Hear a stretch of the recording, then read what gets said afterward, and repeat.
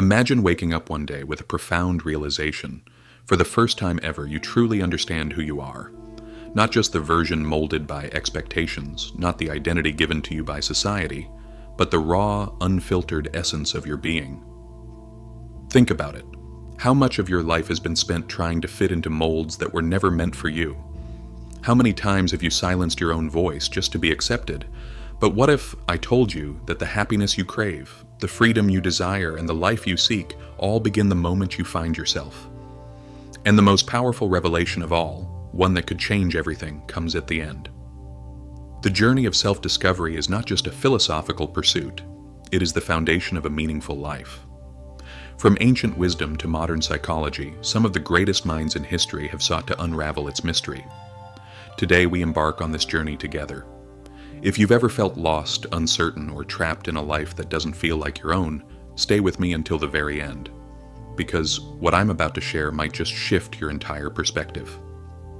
What does it truly mean to find yourself? Is it about chasing happiness, achieving success, or following a passion? Or is it something deeper, something that requires peeling away layers of conditioning, fears, and limiting beliefs? Many people go through life without ever asking these questions, simply following a path laid out for them.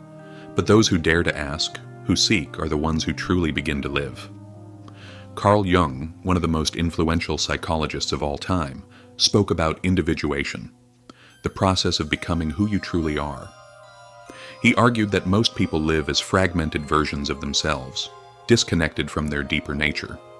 The self you present to the world, your persona, is often a mask carefully crafted to gain acceptance and avoid rejection. But beneath that mask lies something far more powerful, your true self, waiting to be acknowledged, waiting to be set free. So why is it so difficult to find ourselves? The answer lies in how we are conditioned from birth. From a young age we are taught what is right and wrong, what is acceptable and what is not. We learn to seek approval, to follow rules, to meet expectations. And in doing so, we often lose sight of what truly makes us, us. Think back to when you were a child, before the world told you who you were supposed to be.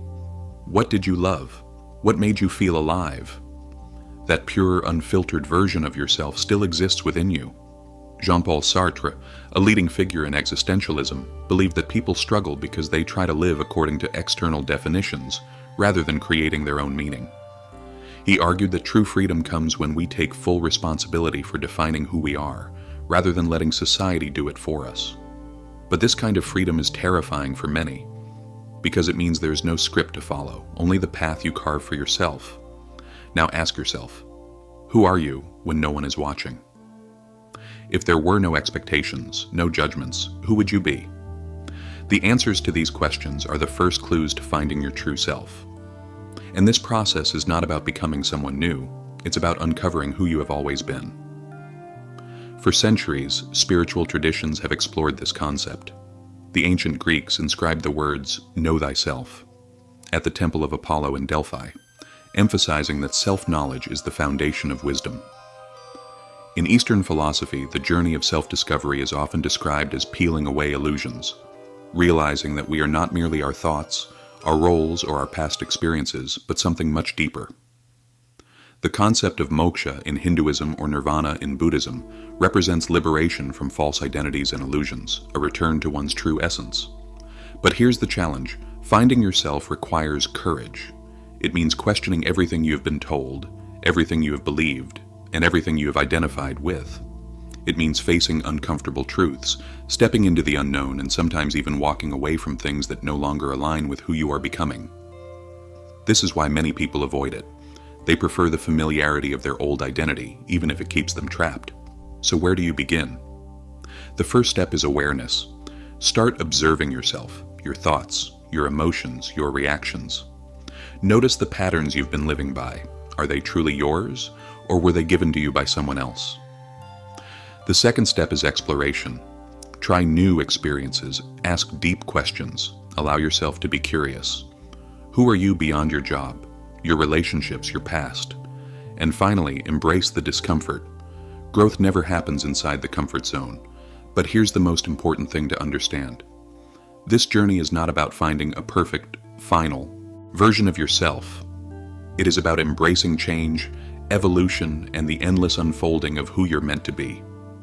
The self is not a fixed destination. It is a lifelong process of becoming. And in the end, the people who truly live are not the ones who follow a script, but the ones who write their own. The greatest tragedy is not failure, not mistakes, not even pain.